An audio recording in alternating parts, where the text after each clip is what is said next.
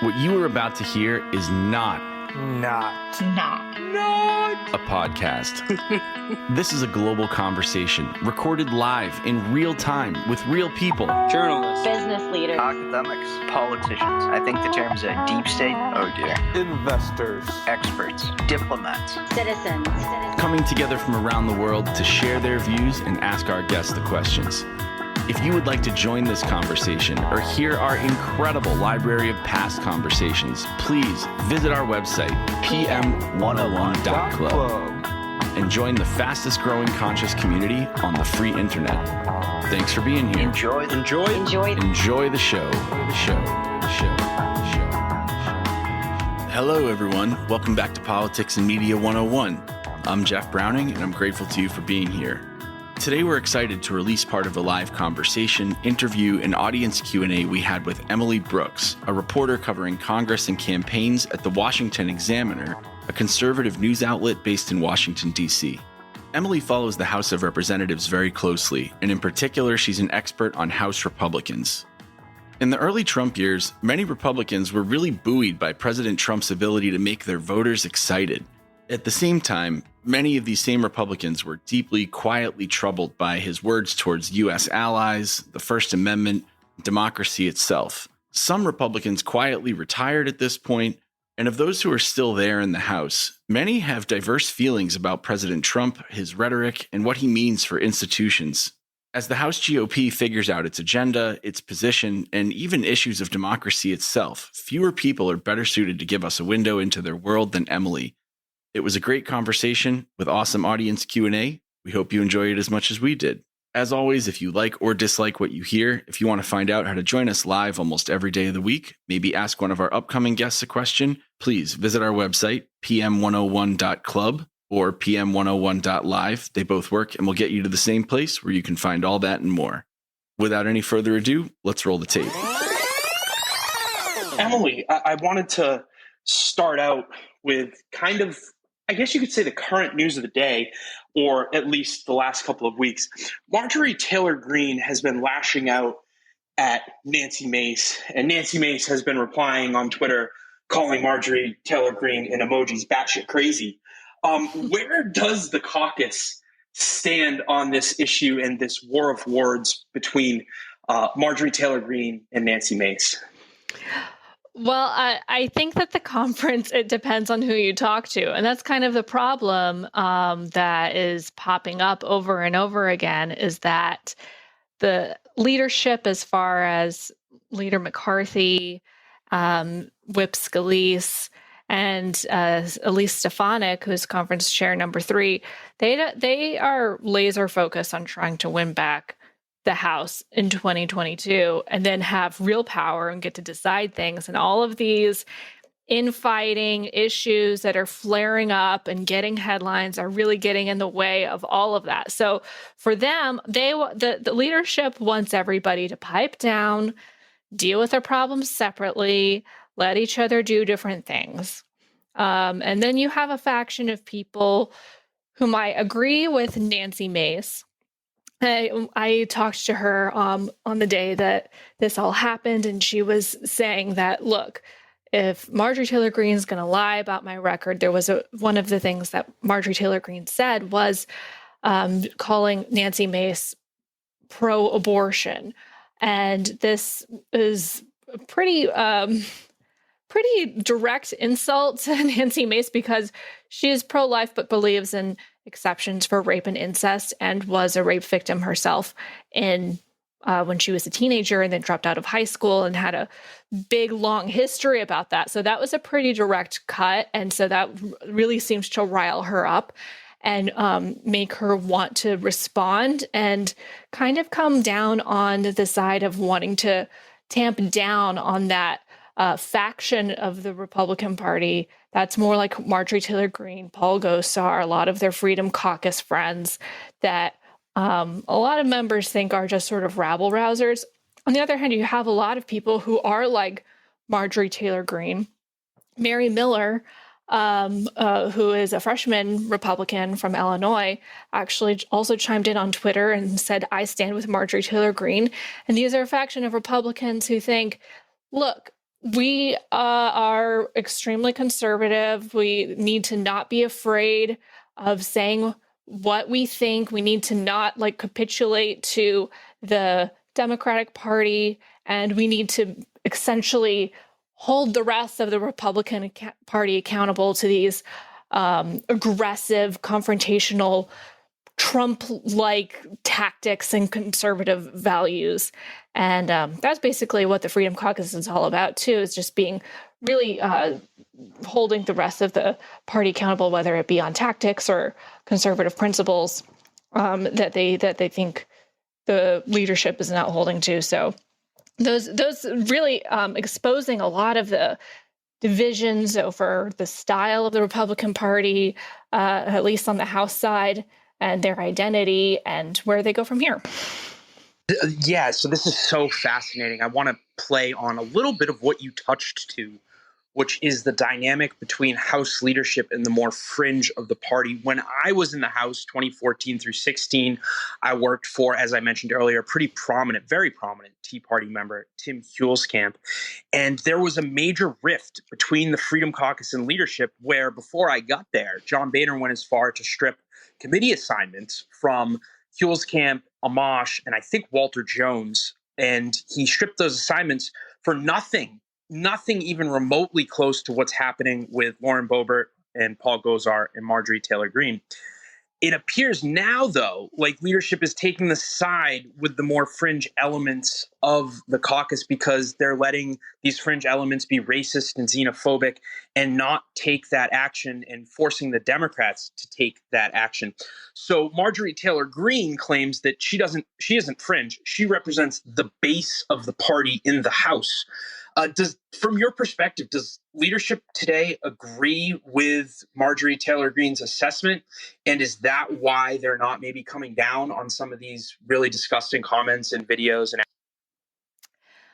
I don't think they necessarily agree that she represents the base of the Republican Party nationwide. I think it's very much dependent on which district you're in, which state you're in. The Republican Party in one state or one district and the base of voters there can look very different from Nicole Malliotakis' district in New York versus where Marjorie Taylor Greene is in a very solid red district in Georgia. So the kind of people who they have to win over and appeal to is just a completely different calculus. What leadership is concerned about is McCarthy in particular is looking forward about a year from now to post-2022 elections. Republicans are favored, or a lot of analysts think, and Republicans certainly think that they're very well positioned to win back the House of Representatives. Kevin McCarthy is looking at becoming Speaker, and he doesn't want to end up in the position like John Boehner was in, who you just mentioned, where he gets forced out of having that position because there are a faction of conservatives in the Freedom Caucus, or even beyond that force him out and will not support him or let him do things or block him from doing the things that he wants to do. And so I'm not sure that I wouldn't say that they agree with that assessment. I'm thinking that they're making a calculation about how can they keep the loose coalition of different types of Republicans together in order to wield power effectively once they do have the majority. Another thing that was reportedly said in a conference meeting recently was that the Republican Party is not a family. You don't have to be a family. You don't have to all like each other, but you do have to work together and be a coalition. And so trying to manage that is the challenge for leadership right now. Yeah, I can only imagine it's a headache. And I'm just so glad you're on. You're hitting on all the stuff that I want to talk about. So I have an internal debate with people in DC about whether or not Kevin McCarthy is going to be able to hold on to Speaker, because I think it's very clear that it's very likely the Republicans take back the House in 2022. And my bet is that he won't be able to hold on to Speaker throughout those 2 years into 2024. From your reporting, from your perspective, we have Matt Gaetz talking about Donald Trump. Is there actually a movement in the House to not have McCarthy be Speaker? And what is your thoughts on what's Well, I would expect that there are at least a few Republicans, such as Matt Gaetz, if he is still in Congress, and other people who will not vote for Kevin McCarthy because they've just criticized him so much. They have made clear that they don't believe in his leadership. I don't see an alternative to him, being a clear alternative to him. You might have. This is purely speculation, and not based on things I'm hearing. But Steve Scalise, if he wanted to make a move to try and, for Speaker, perhaps that could be something if things get to a point where there is so much discontentment with McCarthy that there are people not only from the conservative faction, but maybe some moderates who just don't believe in his leadership anymore, that maybe Scalise can be a person to bridge that gap. But no, I mean, there's one of the things that I have been kind of keeping an eye on and tracking is what kind of tests the Freedom Caucus is putting up. And also, to a certain extent, the Republican Study Committee. One of the big things that McCarthy did recently was whipping votes against the infrastructure bill, the $1.2 trillion infrastructure bill that was bipartisan, passed with bipartisan support in the Senate, and then 13 Republicans ended up voting for it in the House, even though leadership whipped against the bill. And this was something that the Freedom Caucus had made a demand for pretty much as soon as it passed the Senate. The Republican Study Committee also immediately came out with a policy list and memo arguing against it. And then right before it came up for a vote, Chairman Jim Banks said that he was also against it. So right before it came up for a vote, McCarthy and leadership came out against that bill. So that is one of the things that, he passed this conservative litmus test. So there are some other things that have caused an issue and that the Freedom Caucus has been public about.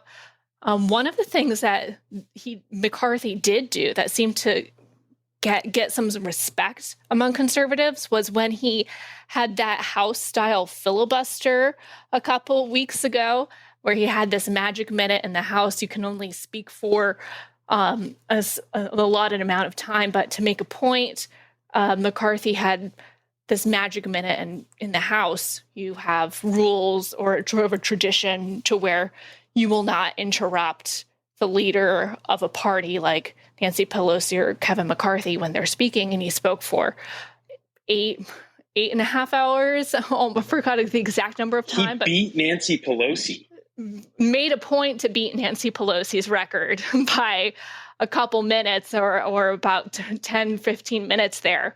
And because he did that seemed to get a lot of, props from some of the people who have been his critics. So we'll see. He seems to be, that's one of the things, is that even though he's getting a lot of criticism from Democrats for not strongly condemning every single thing that somebody like Marjorie Taylor Greene or Lauren Boebert does when they make some inflammatory comments, he's also not turning them away and could probably get a lot of their votes if the election were held today. But that's still about a year out. Yeah, folks. So we are with Emily Brooks of the Washington Examiner talking all things GOP right now in the House, specifically in the House. We've touched on Marjorie Taylor Greene, Nancy Mace. We'll get back into Marjorie. And we've touched on leadership a little bit. Now we're going to touch on maybe that squishy middle that Emily just referenced recently. Emily, and for everybody in the audience, there's basically, you hear Marjorie Taylor Greene, you hear the Peter Meyer wing, which is the opposite of that and voted to impeach President Trump. And then you hear from leadership. but there's roughly 65 members of the House who voted to count the electoral votes, or colloquially known as certify the election, but also voted against impeachment. So they're kind of in this silent no person's land, no man's land. These are the members apparently in the middle between, like we mentioned, Marjorie Taylor Greene, the Cheney, Peter Myers. Where do these members fit into the caucus today, Emily? What do you think about what's going on in the caucus from their perspective? How do they view these fights, and what do they want to happen between the warring between McCarthy and? Well, I would guess that to a certain extent, these are the kind of people who would rather not have a headline every week about an internal GOP rift that's creating a distraction away from their goals of opposing the Biden agenda, opposing the Build Back Better bill, and opposing a lot of the things that Democrats are trying to push through with a government trifecta right now. So when you think about, okay, so these are people who voted to say that the election voted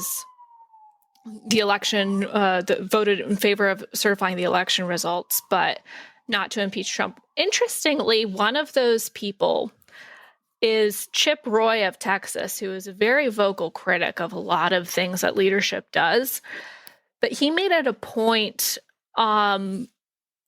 just before the votes on whether to certify the election results. He made a symbolic gesture and had a motion to say, well, let's not seat any of the members from these states that are in contention, like Arizona, Pennsylvania, etc. And of course, many of the Republicans who were raising doubts about the presidential electoral results did not go along with that plan. And so that was sort of a procedural tactic to try and say, look, do you really actually believe this? Or is this just a symbolic vote? Or are you actually concerned about all of the election results? How can one be okay, but the presidential be okay, but not the congressional? But he's not necessarily somebody you would think about being part of the squishy middle. So that's sort of a interesting. That's true. That's sort of an interesting question. Yeah. So I think that those 60 kind of are a range of characters. There's probably people who thought it was a little bit too far or far-fetched to impeach somebody who was about to be out of office anyway, and this is overzealous. Or you have people like Chip Roy who had some more aggressive principled thinking about it. Yeah, so it's a very diverse group. Mm-hmm. That's interesting. I wanted to, in a new Tim Alberta profile, Peter Meyer, I want to hit on these 147, I think 139 in the House, Emily, who voted to not count the votes and certify the election. Representative Meyer, friend of the show, he's been on twice, claims he met a member who changed his vote to vote against the Electoral College and certifying the election after January 6th because he feared for his family's life. So to your knowledge, are there members of Congress who are motivated from fear of actual violence? And if so, how do their colleagues look at them? Because they're supposed to be leaders. They're not supposed to be working out of fear, and they probably should resign if they. Well, I haven't talked to any member personally who has told me that, but I find it very easy to believe that there are members who do feel like that. It's you hear a lot about these blockbuster members whose names are very recognizable, but it's a big House of Representatives, and there are a lot of people who are not necessarily famous, who are just trying to do their jobs, but then maybe didn't necessarily sign up to be in the middle of in the middle of such a high intensity situation like this. And so I believe that. And what was the second part of your question? I'm sorry. If they do exist, how would they be viewed from other members in the caucus? Because they're supposed to be leaders, right? They're not supposed to be changing their votes out of. hmm I think in one sense, there's a group of members, probably like Meyer, who totally understand that because you're thrown into a situation. I don't know if that necessarily garners respect. I'm sure that somebody like Peter Meyer, who voted for impeach despite being a freshman and knowing it might be the end of his political career, would like to see those people take a stand for what they actually believe. On the other hand, on the other side of the wing, you have people who are more like the Freedom Caucus and think that you should just take a stand for what you believe anyway. But then there could be, I don't know. I think it's a mixed bag. One of the things about it's hard to generalize this House Republican conference right now because there are so many different factions and wings and ways of thinking. But my general sense is that a lot of that squishiness might be forgiven in the midst of a historic break-in into the Capitol where they weren't sure what exactly was going to happen next or if this was going to continue across the country, et cetera. Right. These terrorists were chanting, "Hang Mike Pence." They were looking for Nancy Pelosi. They were smearing their feces on the walls. I can only imagine that that's very traumatic. You work in the building. Were you there? And regardless, even I used to work in the building, and walking by, I felt really uneasy. Looking back, was that traumatic? And did it make going into the Capitol after that more difficult? Yeah, so I actually had been covering the 2020 presidential election and then had sort of switched. It was at the beginning of switching beats to cover Congress after that. And so it was one of my first weeks of reporting from Capitol Hill and the Capitol. And I was at the Capitol on January 6th, sort of in a basement area in the House Visitor Center, if people know where that is. I did see a couple rioters. I did see a police officer who had been bear sprayed in the eyes and gave him my water bottle to flush his eyes out. Wasn't allowed to really go a lot of places for several hours, so I didn't see sort of the brunt of it or wasn't in the chamber and then evacuated. But it was still very, very surreal. It all seemed to happen very quickly. I was not worried until I knew that people had broken in, and I was just more confused about how that could possibly happen.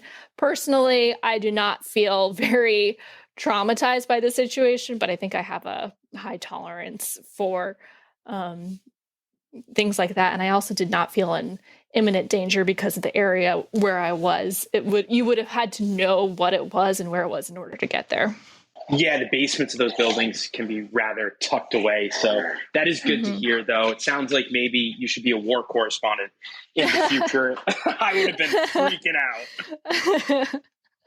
Yeah, it all happened so quickly. It was like I went and wrote a story about how protesters had breached the perimeter, and then next thing I knew, I was seeing tweets about people in the building, and then I wanted to go and see what it was, but then I wasn't allowed to because the police said you have to stay where you are. So you're crazy, Emily. Yeah. Go. I'd be running. I'd be barricading myself in an office with hopefully a boss who had a gun or something. So I wanted to shift now a little bit, just a question on political fundraising, because every quarter we look at Marjorie Taylor Greene, Lauren Boebert, and I mean, these people are Paul Gosar. These people are putting up ridiculous numbers financially. I think Marjorie Taylor Greene in one quarter, she beat AOC's best fundraising cycle by like 2-1. These numbers are just obscene. It was like 4 million. So I was wondering, in your conversations, you cover leadership dynamics, and folks, I pinned an article that Emily recently wrote on the GOP infighting, Kevin McCarthy, and the 2022 elections. So go give it a read. Check it out. It's pretty good stuff. But anyways, my question is, how has the shift towards small fundraising and small donors and these just prolific numbers that some of the caucus is putting up, how has that impacted the dynamics of the caucus, or has it not impacted? Oh, it's definitely impacted not only the dynamics of the caucus, but I think overall it used to be in the old way of fundraising. I think that was one of the ways that leadership had more control and power over a lot of their rank and file members. Now you have Marjorie Taylor Greene, Matt Gaetz, Paul Gosar, all of these people, and also on the other side too, Alexandria Ocasio-Cortez, Cori Bush, Jamal Bowman, all of these people are brand names in themselves. And because of that, they don't have to worry about going to call time and raising enough money. And there was even one day where I was talking to, who was it? Andy Biggs and Matt Gaetz. Andy Biggs had introduced, I forgot which resolution in the conference meeting. I think he was essentially trying to kick out Liz Cheney and Adam Kinzinger from the conference in a sort of roundabout way with a resolution. That got tabled. So they were talking about it, was asking, well, what happened when you introduced it? And Matt Gaetz was kind of just making fun of the conference meetings because he was saying, well, you just go up and they talk about how much money everybody is fundraising, and that's kind of the way to get into good graces with people and leadership. And they you know, if you're not worried about being part of in good graces with leadership, you can still raise a lot of money, kind of do whatever you want, and not have to worry about the consequences of whether you can raise enough money or not. And that's, I think, another reason why you see things like people on Twitter all the time. There's people who get accused of doing stunts in order to fundraise. I'm not saying this is what they're doing, but this is something, for example, Nancy Mace was saying that Marjorie Taylor Greene does. Just saying things in order to fundraise because they think that the Republican base wants to hear it. So it is definitely a change in the power dynamic, and probably one of the reasons why you see such a division between different factions of House members, and perhaps a reason why Leader McCarthy is struggling to keep the headlines about infighting to a minimum. Yeah, so I have a couple more questions, and we'll go to the audience, but I did want to home in on something Minority Leader McCarthy is dealing with, and that's Lauren Boebert. And for the audience, you got to understand, Lauren Boebert, she was a congressional candidate. Now she's a member of Congress. She's been arrested multiple times for a variety of different offenses, some bordering on funny, some heinous. And she also is a revisionist historian on January 6th, promoting false flags like Antifa and the FBI may have been responsible. But I recently saw an article, and I can't remember where it was quoted, that basically Lauren Boebert has no friends in the conference, not even Marjorie Taylor Greene, not even Matt Gaetz. So I was wondering, what is Lauren Boebert's working relationship with other members of the GOP House like? And how has that maybe changed and evolved since her just disgusting, racist, anti-Muslim, anti-Islam comments regarding?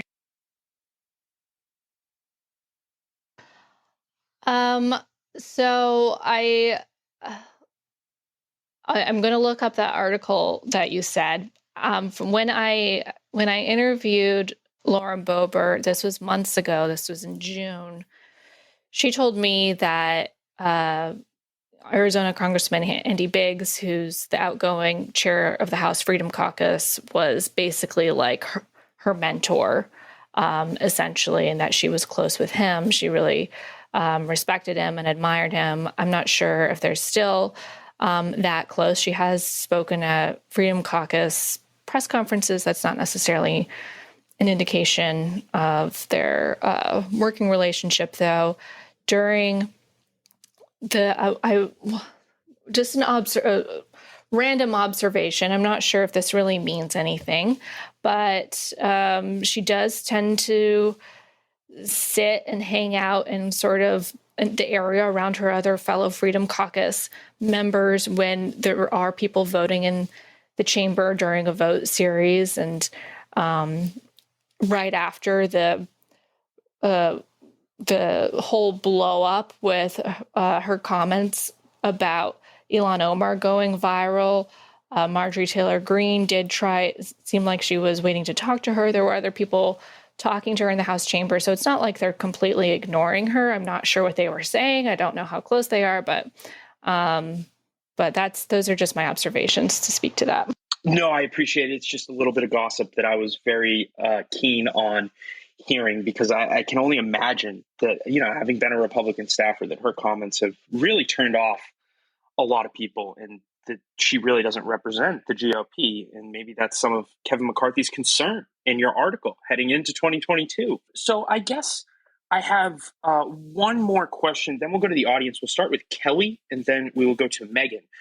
So my last question here is, it is very likely, we've pitched on this multiple times, that the GOP has some sort of wave and at least takes back the House in 2022. You, again, cover power dynamics in the House. I'm sure you're doing a lot of steering committee and other big policy stuff. But I'm wondering, what is Kevin McCarthy as Speaker? What is his legislative agenda? Does he even have?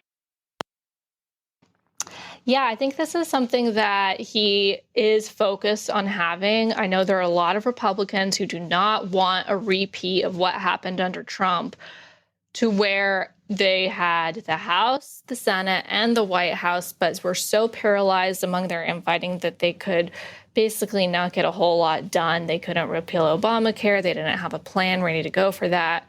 They got tax reform through, or tax cuts through, but there was just a lot of frustration about how little they had ready to go.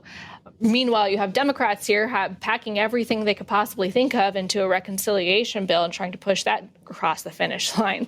And so they do. I can't think. I'm having trouble thinking of like one specific thing, but the House leadership has created a number of task forces about different issues, and I think assigned, I'm pretty sure, every single member to one of these task forces about policy issues to come up with things that they want to do, or policy positions for that they can basically deploy for when they win back the House. So they have like a China task force. I'm pretty sure they came up with some kind of parents' Bill of Rights, sort of responding to a lot of the concerns about critical race theory, et cetera, coronavirus in schools and how that has affected things, taking some cues from the Virginia gubernatorial election there. So this is something that they're thinking about, and it's something that also the Republican Study Committee is thinking about a lot too. That's the largest conservative caucus in the House, and they've released a model budget that would include a lot of cuts. Not necessarily that is going to be the model for what Republicans in a majority introduce and pass, but there are a lot of ideas being formulated and thrown around like that. And so whenever I do talk to Republicans, this is something that they are thinking about. They're trying to connect with each other. They're trying to think of what they want to do so they are ready to go once they have that opportunity. And if they do win back the House in 2022, a lot of these things are going to be maybe messaging bills that aren't going to necessarily pass in the Senate that has the filibuster rule, unless by some probably unexpected. It's probably unexpected that Republicans would get a supermajority in the Senate next year. No. But Joe Biden will still be president. There's probably a lot of things that they could pass in the House that he would never sign anyway. And so when they're doing this, they're kind of preparing not only for a little over a year from now, but 3 years from now. Right, 2024. So I just was, so I just wanted to let you know, we've asked that question to a lot of our guests, and you are in good company. There is no GOP agenda, according to Rich Lowry, according to George Will, according to a lot of other commentators, writers, analysts that we've had on. So your answer kind of jives with everybody else's, and don't feel too bad about that. One thing I would mention, though, is something interesting recently. I don't know if this would actually happen, but Newt Gingrich spoke to the Republican Study Committee recently, and I was able to sit in on that meeting, and he was calling for a new contract with America, which he's called for in different ways, different every times 2 before. years. But if they had a one-page contract with America, I don't know if they would have something like that. There was a book that Kevin McCarthy and Paul Ryan, the Young Guns book that they came out with a couple cycles back, and that was like almost a policy platform. But I mean, I don't know if you're ever going to get something like Contract for America again. No, and I do have one last question that is fascinating to me that I'm just going to ask, and sorry for hogging so much of the time. But what's going to happen from your research, from your discussions? What is the GOP going to do about the fact that Democrats stripped, in my opinion, rightfully so, they stripped Paul Gosar and Marjorie Taylor Greene of committee assignments? And what do I mean by that? Is there imminent retaliation that's going to take place if Republicans control the House in 2022? Will they go back and look at past statements that certain members made and take action just for revenge, or would it have to more be like forward-looking comments? Oh, I think that they are definitely signaling that. So Kevin McCarthy himself has signaled this, that he's mentioned in a speech before Gosar was stripped of his committees. He mentioned specifically Eric Swalwell and his relationship with an alleged Chinese spy, and that should disqualify him from sitting on the Intelligence Committee. He mentioned Elon Omar's past comments that were considered anti-Semitic, a lot of these things, and it seems like, they're mentioning specific people and specific instances that could go back and do kind of retaliatory measure. I think McCarthy has promised specifically that he would strip Ilhan Omar of her assignment on the Foreign Affairs Committee. I don't know if it would be all committees, but that's something he is on the record saying. And but for how far they would actually go, I'm not. It might depend on what the mood is at the time. Yeah, that's actually scary that they're considering that. But we'll go to the audience. We will go to Kelly and then Megan for our first two questions. Kelly, great to see you. What do you have for our esteemed? Hi, Justin. Thanks as always for the room. Thank you so much, Emily, for being here. After hearing the arguments in the Roe Casey, however you want to describe it, case with a lot of assumptions made by the general public based on what they heard, and if you consider the polling, in America on the percentage of people who do think that abortion should be legal in some form or fashion, do you think that for these upcoming elections, we're going to see more Republicans taking a specific stance on where they think abortion should, or excuse me, where the laws should sit? Or do you think it's going to be very typical like it has been in the past and only utilized as, to some degree, a way to scare people to the polls? That's a good question. So far, I think it's going to depend a lot about what the decision is, and I expect that it will come out probably at the end of the term next year, which is going to be summer and end of June, right? Beginning of July. End of June, beginning of July 2022, which is going to be the height of election season. So there might be, I don't know the calendar for how many of these important races will be decided in primaries by then.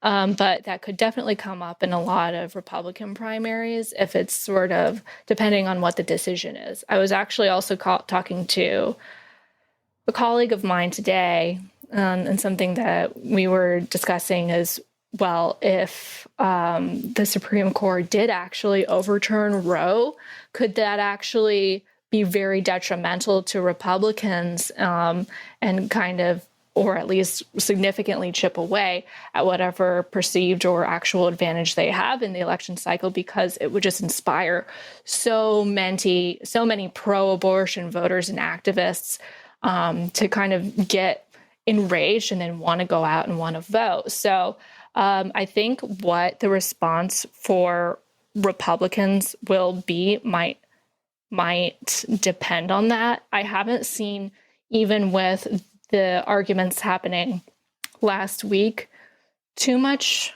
not that I've noticed, maybe there has been, but I haven't personally noticed too much of a change among Republicans. Kelly, that was a really good question. I kick this around like Emily and her colleague were doing. I kick around that question all the time as well. So thank you very much for that important question, Kelly. We will go to Megan, and then we will go to Che. Megan. Thanks, Justin, and thank you, Emily, for coming on tonight. I've really enjoyed hearing your analysis.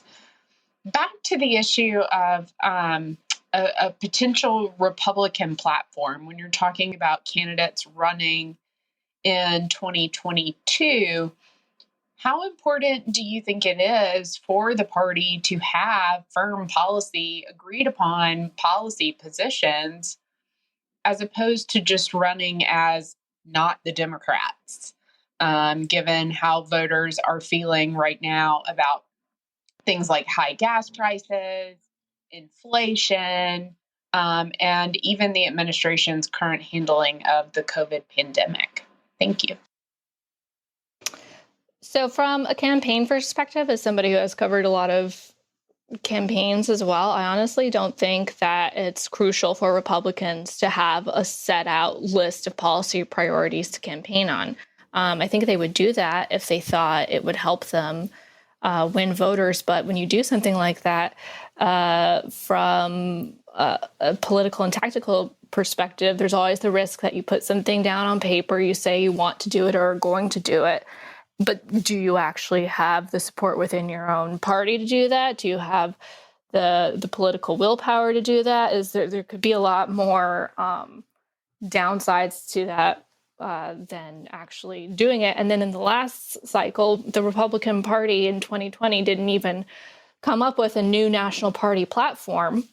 They just kind of released a list of like bullet points. It was definitely not a normal process. So, and in that election, President Trump, even though he lost, still got more votes than any other incumbent ever. So I think a lot of it is more about messaging. And I know that to people who care about policy and care about the outcomes and what is actually going to happen, that's incredibly frustrating because you want to know what they're going to do and to hold them to it. So when I think there are going to be general issues, though, that are going to be the defining themes of what the election is.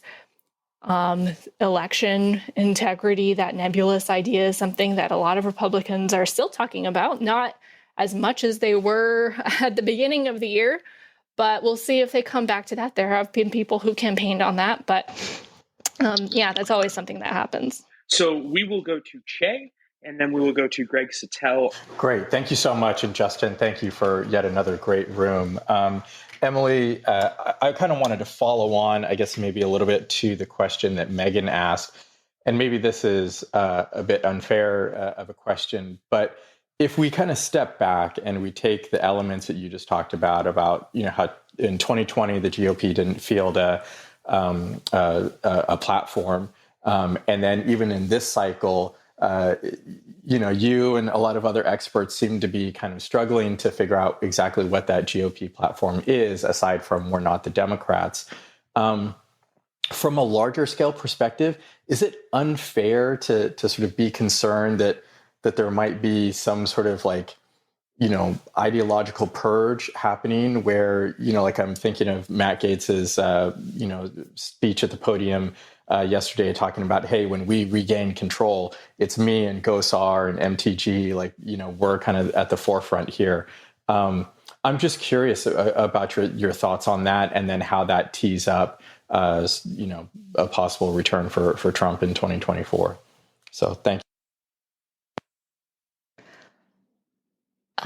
So forgive me if I'm not answering the question correctly, but starting to where you kind of ended and what Matt Gaetz was talking about at the podium, he was talking about being aggressive as a party if they win 2022, having MTG and him in charge of things, kind of deciding. I don't think that's necessarily going to happen, but you could have, Jim Jordan as head of the House Judiciary Committee, and I think you could see a lot more of a combative style. That's one thing that I think that Trump has really inspired in Republicans and changed a lot of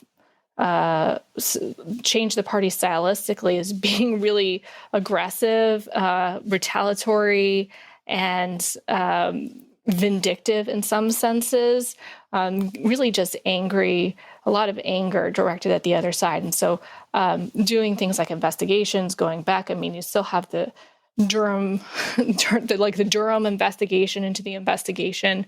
I could think of there's probably more things like that happening. And I do want to say, I think that the Republican Party is always going to differ from the Democrats in the case of certain core policy issues like abortion, wanting to increase defense spending, wanting to have not spend a lot of not fund a lot of federal money for a lot of government programs that Democrats might want to create, kind of tamping down on that. But those are all generalizations. Those are not the specific policy points that a lot of people are looking for. Yeah, and we want two healthy parties that believe in democracy and that diversity of ideas, even if we don't agree with all those ideas. So I did want to point that out. So we will go to Greg Sattel, and then we will go to Kidus. Greg. Thanks, Justin, and thanks for joining, Emily. So I was wondering if you could discuss the dynamic between the sort of Freedom Caucus in the House and then, Senate and gubernatorial candidates, especially in states like Florida, Georgia especially, and then to a slightly lesser extent, states like Florida and Texas, where you have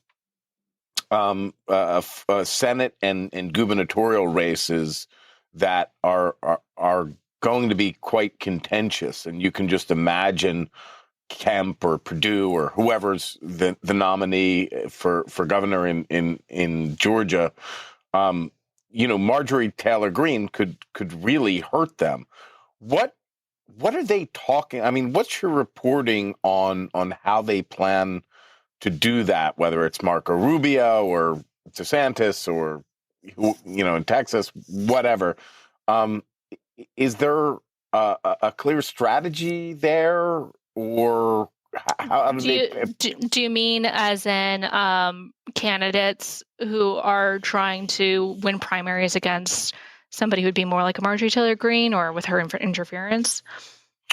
Well, just for her sort of, I was thinking more in the general, how do they tamp that down where Marjorie Taylor Greene, for instance, can raise a lot of money by saying a lot of crazy things, but that's not going to help Kemp or Perdue or who's ever running for Senate or whatever. How do they square that? It's going to definitely depend on the race, as it always does.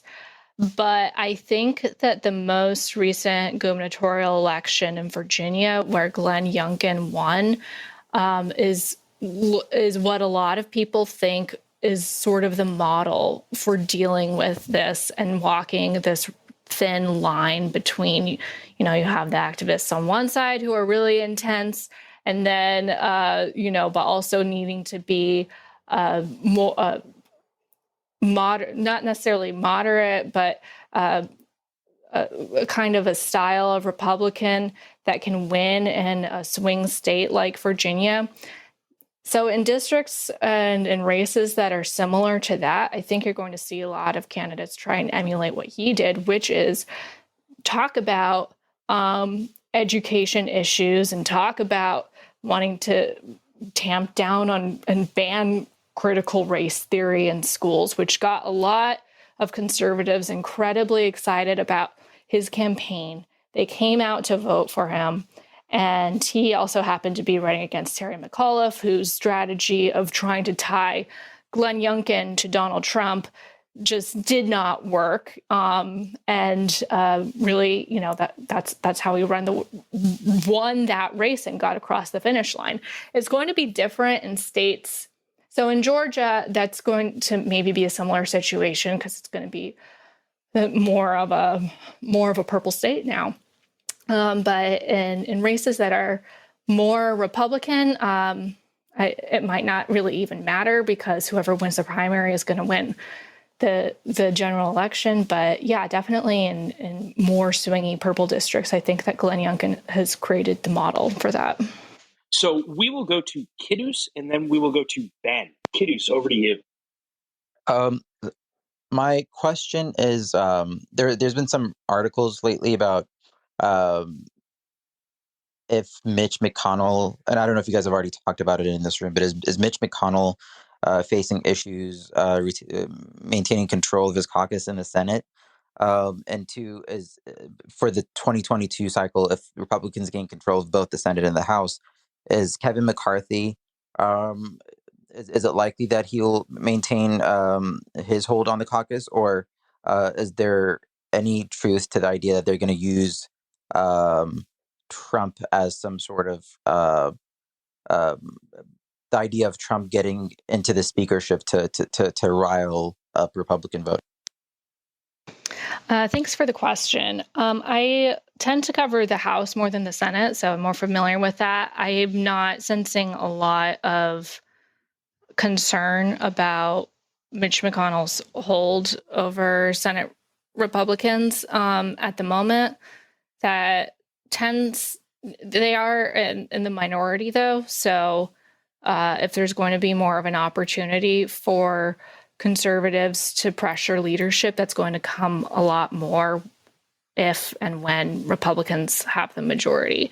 On the House side, right now, but we talked about this a little earlier, but right now it seems that McCarthy is the front runner to become speaker. I'm expecting some people to peel off, but as far as the idea of Trump becoming speaker, I don't see that happening. I think that's something that is sort of a conservative idea that they like to float. It might sound fun or interesting, or be intended to just bring it up in order to rile up McCarthy. But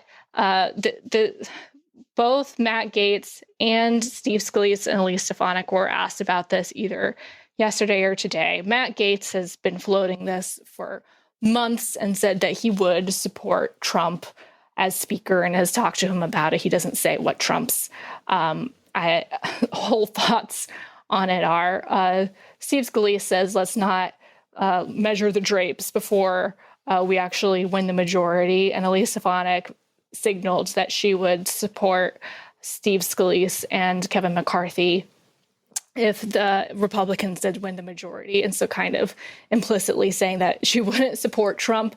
Months ago, this had come up before, and Kevin McCarthy did say on Fox News that no, Trump wants him to be speaker. And then Trump's spokesperson at the time, also in June, at the time, his spokesperson was Jason Miller, said that, no, Trump is not interested in this idea. So I don't think it's serious. It's something that kind of seems to bubble up every now and again, but kind of just goes away just as fast. No, yeah. I mean, the speaker actually has to do work and no process and legislation and the members. I couldn't think of anything less appealing to President Trump. But we will go, I think I said Ben, and then we'll go to Nicholas. Ben, over to you. Yeah, thanks. So, thank you, Emily, for answering these questions. We really appreciate it, or I really appreciate it. My question is in relation to Elise Stefanik.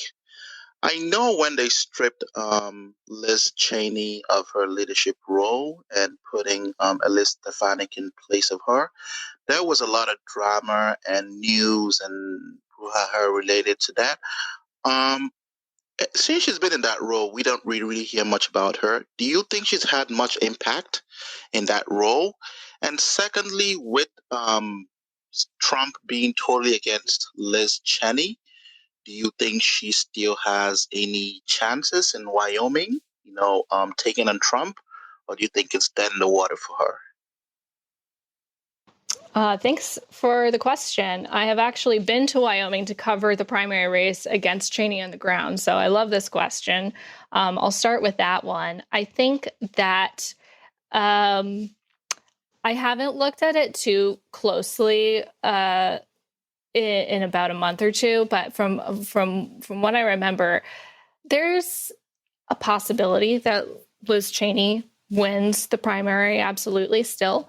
There was a pretty wide field of candidates challenging her, and the thought or fear was that the votes would be so fractured that Liz Cheney would win the Republican primary with about 30% of the vote, and everybody would still be unhappy. At this point, there is a challenger. Her name is Harriet Hageman. She had previously run for governor in the state of Wyoming. And did not win that primary, but she is sort of a constitutional lawyer at a libertarian conservative nonprofit organization, is well known within the party. When Trump endorsed her, he had a very weird line about how Hageman has Wyoming Senator Cynthia Lummis's support, but then Cynthia Lummis would not outright endorse her. It was very weird. Anyway, so it seems to be that she is going to be the favorite to take on Liz Cheney. When I was in Wyoming, this is before Harriet Hageman had entered the race.